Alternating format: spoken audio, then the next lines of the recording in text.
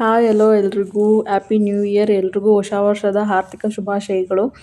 ಇದು ಒಂದು new year vlog. Night 12 ಗಂಟೆ ಮಕ್ಕಳೆಲ್ಲ ಮಲ್ಕೊಂಬಿಟ್ಟಿದ್ರು. ಅವ್ರನ್ನ ನಾವೇ ಮಲಗಿಸ್ದ್ವಿ.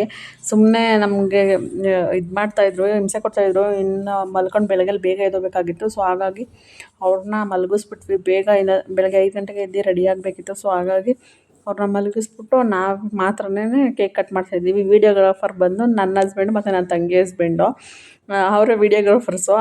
ನಾವಿಬ್ಬರು, ಅವಳು ಮಲ್ಕೊಬಿಟ್ಟಿದ್ಲು ನನ್ನ ಮಕ್ಕಳು ಪಕ್ಕ, ಅವಳನ್ನೂ ಎದ್ದೇಳಿಸ್ದ್ವಿ. ಆ ಟೈಮ್ಗೆ ಎದ್ದೇಳಿಸ್ಬಿಟ್ಟು ಕರೆಕ್ಟಾಗಿ ನ್ಯೂ ಇಯರ್ ಕೇಕ್ ಕಟ್ ಮಾಡಿ ಸೆಲೆಬ್ರೇಟ್ ಮಾಡಿದ್ವಿ. ಸೊ ನ್ಯೂ ಇಯರ್ ನೈಟ್ ಇದಾಗಿತ್ತು. ಬೆಳಗ್ಗೆಯೇ ಅಂದರೆ ಇವ್ರು ಬಂದು ಹೊರಟೋಗ್ಬಿಟ್ಟಿದ್ರು. ಸಂಡೇ ಬಂದು ಮತ್ತೆ ಮಂಡೇ ಹೋಗಿ ಮತ್ತು ಬುಧವಾರ ಸಾಯಂಕಾಲ ಮತ್ತೆ ವಾಪಸ್ ಬಂದರು.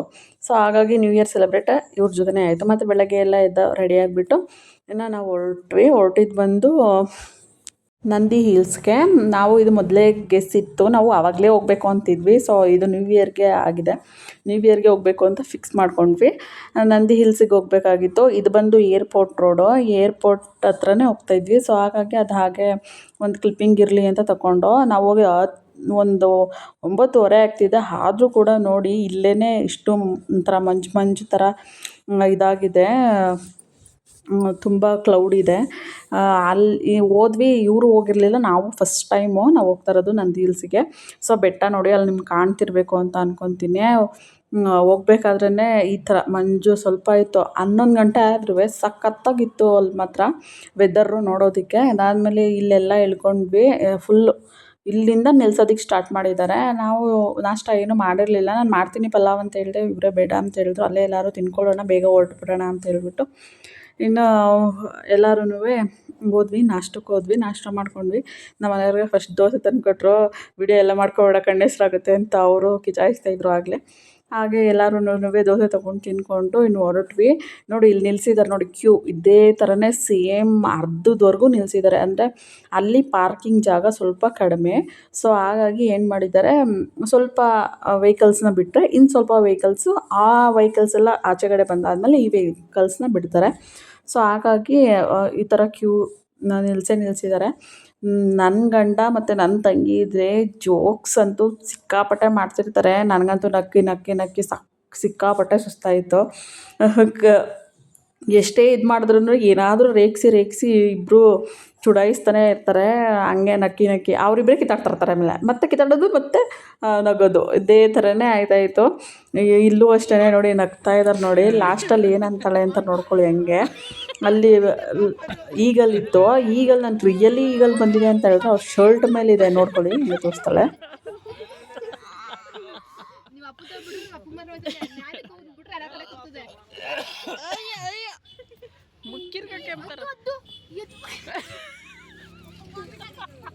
ಇದೇ ಥರನೇ ಯಾವಾಗಲೂ ಫುಲ್ಲು ನಮಗಂತೂ ನನ್ನ ಗಂಡನು ಮತ್ತು ನನ್ನ ತಂಗಿ ಇದ್ಬಿಟ್ರೆ ಫುಲ್ಲು ನಾವು ನಕ್ಕಿ ಉಳ್ಳಾಡ್ಬಿಟ್ಟು ಹೊಟ್ಟೆ ನೋವು ಬಂದ್ಬಿಡ್ಬೇಕು. ಅಲ್ಲಿವರೆಗೂ ನಗಿಸ್ತಾನೆ ಇರ್ತಾರೆ. ನನ್ನ ದೊಡ್ಡ ಮಗ ಅಂತೂ ವಾಮಿಟ್ ಮಾಡ್ಕೊಂಡಿಲ್ಲ ಸದ್ಯಕ್ಕೆ, ಅದೇ ನಮಗೆ ಖುಷಿ. ನಮಗಂತೂ ನನ್ನ ತಂಗಿಗಂತೂ ಆಗೋದೇ ಇಲ್ಲ. ಅವಳಂತೂ ಸಖತ್ತು ಇದು ಮಾಡ್ಕೊತಾ ಇರ್ತಾಳೆ ಅವ್ನು ವಾಮಿಟ್ ಮಾಡಿದ್ರೆ. ಸೊ ಅದಾದಮೇಲೆ ಹೋದ್ವಿ. ಇಲ್ಲೂ ಹೋಗ್ತಾ ಇರಬೇಕಾದ್ರೂ ಅಷ್ಟೇ ನೋಡಿ, ಅಲ್ಲಿ ನಿಮ್ಗೆ ಕಾಣಿಸ್ತಾ ಇರ್ಬೋದು ಪೂರ್ತಿ ಮಂಜೆ, ಫುಲ್ಲು ಪೂರ್ತಿ ಮಂಜೆ ಕವಿದಿದೆ. ಹಾಗೆ ಹೊರಟ್ವಿ. ಇದೇ ಫಸ್ಟು ಸ್ಟಾರ್ಟಿಂಗ್, ಮುಂದೆ ಬಂದ ತಕ್ಷಣವೇ ಇದೇ ಎಂಟ್ರೆನ್ಸು. ಇನ್ನು ಇದ್ರೊಳಗಡೆ ಹೋಗಿ ಕಾರ್ ಪಾರ್ಕಿಂಗ್ ಮಾಡ್ಬಿಟ್ಟು ಹೋಗಬೇಕು. ಇಲ್ಲೂ ಅಷ್ಟೇ ನಗ್ದಿ ಉಳ್ಳಾಡ್ತಾವ್ರೆ. ನನಗೆ ಅಲ್ಲಿ ಹೋಗ್ತಾ ಇರಬೇಕಾದ್ರೆ ಏನಕ್ಕೆ ನಗ್ತವ್ರೆ ಅಂತಲೂ ಗೊತ್ತಾಯ್ತಿರಲಿಲ್ಲ. ಸುಮ್ಮನೆ ನಗ್ತಾಯಿರ್ತಾಯಿದ್ರು. ನಾನು ಏನಕ್ಕೆ ಅಂತ ಕೇಳಿದ್ರೆ ಅಲ್ಲೊಂದು ಜೋಕ್ಸ್ ಹುಟ್ಟಿಸ್ಕೊಂಬಿಡ್ತಿದ್ರು. ಆ ಥರ ಫುಲ್ಲು ಎಂಜಾಯ್ಮೆಂಟಿಂಗಾಗೇ ಇತ್ತು. ಅಲ್ಲಿ ನೋಡಿ, ಅಲ್ಲಿ ಅಷ್ಟು ವೆಹಿಕಲ್ಸ್ ಎಲ್ಲ ಖಾಲಿ ಆದಮೇಲೆ ಮತ್ತೆ ಇನ್ನು ಸ್ವಲ್ಪ ವೆಹಿಕಲ್ಸ್ ಬಿಡ್ತಾರೆ. ಸೊ ಹಾಗಾಗಿ ಪಾರ್ಕಿಂಗ್ ಜಾಗ ಸ್ವಲ್ಪ ಕಡಿಮೆ ಇರೋದ್ರಿಂದ ಆ ಥರ ಇದು ಮಾಡ್ತಾರೆ. ಇಲ್ಲಿ ನೋಡಿ, ಇಲ್ಲೂ ಅಷ್ಟೇ, ಇಲ್ಲೂ ನಗ್ತಾ ಇದ್ದಾರೆ. ಭಾವ ನಾದಿನಿ ಅಂತೂ ಸಿಕ್ಕಾಪಟ್ಟೆ ಕ್ಲೋಸಾಗಿ ಅವರು ಎನಿ ಟೈಮ್ ಅದೇ ಥರನೇ ನಗ್ತಾನೆ ಇರ್ತಾರೆ. ಫುಲ್ಲು ನೀವು ಕನ್ನಡಿಗರನ್ನ ನೋಡೋಕ್ಕೆ ಆಗೋಲ್ಲ. ಫುಲ್ಲು ಚೈನೀಸು ಮತ್ತು ಹಿಂದೀಸು ಆ ಥರನೇ ಜನಗಳೇ ಇರೋದು. ನಾನು ಫಸ್ಟ್ ಟೈಮ್ ನೋಡಿದ್ದು, ಎಲ್ಲಿ ಯಾರೂ ಇಲ್ವಲ್ಲ ಅಂತ ನಾವು ಹಂಗೆ ಅಂದ್ಕೊಂಡು ಹೋದ್ವಿ. ಅಂದರೆ ಆ ಟೈಮಲ್ಲೇ ಅಲ್ವಾ ಎಲ್ಲ ರಜಾ ಕೊಟ್ಟಿರ್ತಾರೆ. ಸೊ ಹಾಗಾಗಿ ಆ ಥರ ಇಲ್ಲೂ ಕೂಡ ಅವಳು ನೋಡಲಿ, ನಾನು ಈ ಥರ ಟಚ್ ಮಾಡ್ತೀನಿ ಯಾವ ಥರ ಆಗುತ್ತೆ ಅಂತ ಅದನ್ನು ತೋರಿಸ್ತಾ ಇದ್ಲು. ಹಾಗೆ ಅದೊಂದು ಕ್ಲಿಪ್ಪಿಂಗು. ಆಮೇಲೆ ಇಲ್ಲಿ ಇದು ನೀರು ಅಷ್ಟೇ ನೋಡಿ, ಕೆಟ್ಟ ಸ್ಮೆಲ್ ಬರ್ತಾಯಿತ್ತು. ಒಂದು 2-3 ಮೀನುಗಳಿದ್ದಾವೆ ಅಷ್ಟೇ, ಕಲರ್ ಮೀನು. ಅಲ್ಲೊಂದೆರಡು ಇದಿದ್ದಾವೆ, ಆಮೆಗಳಿದ್ದಾವೆ ಅಷ್ಟೇ. ಅದು ಬಿಟ್ಟರೆ ಸ್ಮೆಲ್ ಅಂದರೆ ಸ್ಮೆಲ್ಲು ವಾಟರು. ನಾವು ಇರಲಿ ಇದೊಂದು ಕ್ಲಿಪ್ಪಿಂಗ್ ಅಂತೇಳಿ ತಗೊಂಡೆ. ಇವರೆಲ್ಲ ಮಕ್ಕಳೆಲ್ಲ ಎತ್ತಿ ತೋರಿಸು ಅಂತ ಹೇಳ್ತಾಯಿದ್ರು. ಸೊ ಹಾಗಾಗಿ ನಮ್ಮ ಮನೆಯವರೆಲ್ಲ ಎತ್ಕೊಂಡು ತೋರಿಸ್ತಾಯಿದ್ರು ಅವ್ರನ್ನ. ಜನಗಳು ಮಾತ್ರ ವಿಪರೀತ ಜನ ಇದ್ದರು. ನಾನು ಅಂದ್ಕೊಂಡಿರಲಿಲ್ಲ ಇಷ್ಟೊಂದು ಜನ ಇರ್ತಾರೆ ಅಂತ. ಮತ್ತು ಸಿಕ್ಕಾಪಟ್ಟೆ ಜನ ರಶ್ ಇತ್ತು ಪೂರ್ತಿ.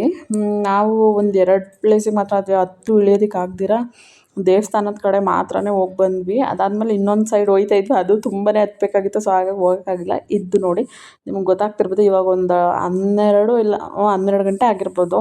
ಎಷ್ಟು ಕ್ಲೌಡಿಂಗ್ ಇದೆ, ತುಂಬಾ ಚೆನ್ನಾಗಿತ್ತು ವ್ಯೂ ಮಾತ್ರ. ನಮಗಂತೂ ಸಿಕ್ಕಾಪಟ್ಟೆ ಇಷ್ಟ ಆಯಿತು. ನಾನು ಅಲ್ಲೇ ನಿಂತ್ಕೊಂಡು ವೀಡಿಯೋ ತೆಕ್ಕೊತಾ ಇದ್ದೆ. ಇನ್ನು ನೀವು ಹೋಗ್ಬಿಟ್ಟು ಹೋಗಿ ಅಂತೇಳಿ ದೇವಸ್ಥಾನಕ್ಕೆ ಕಳಿಸಿದ್ದೆ ಅವ್ರಿಗೆ. ನಾನು ಹಾಗಾಗಿ ಸ್ವಲ್ಪ ವೀಡಿಯೋ ತೆಕ್ಕೊಂಡೆ. ಚೆನ್ನಾಗಿದೆ ಪ್ಲೇಸು, ಹೋಗಿ ಬರ್ಬೋದು.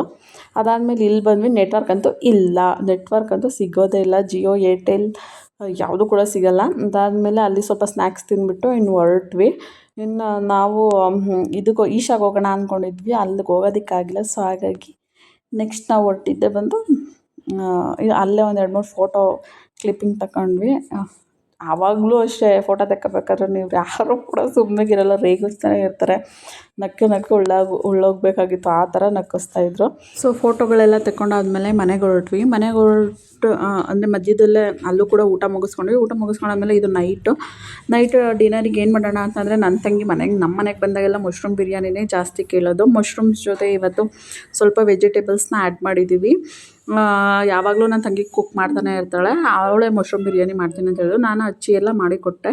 ಅದಾದಮೇಲೆ ಬಂದು ಸೊ ಯಾರು ಇನ್ನೂ ನಾನು ಸಬ್ಸ್ಕ್ರೈಬ್ ಮಾಡ್ತಿರೋ ಚಾನಲ್ನ ನೋಡ್ತಾಯಿದ್ರು, ಪ್ಲೀಸ್ ಸಬ್ಸ್ಕ್ರೈಬ್ ಮಾಡ್ಕೊಂಡು ನೋಡಿ ಅಂತ ಹೇಳ್ತೀನಿ. ಸೊ ನ್ಯೂ ಇಯರ್ ವ್ಲಾಗ್ ಇದಾಗಿತ್ತು.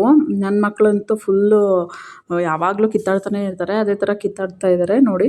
Thanks for watching. ಬಾಯ್.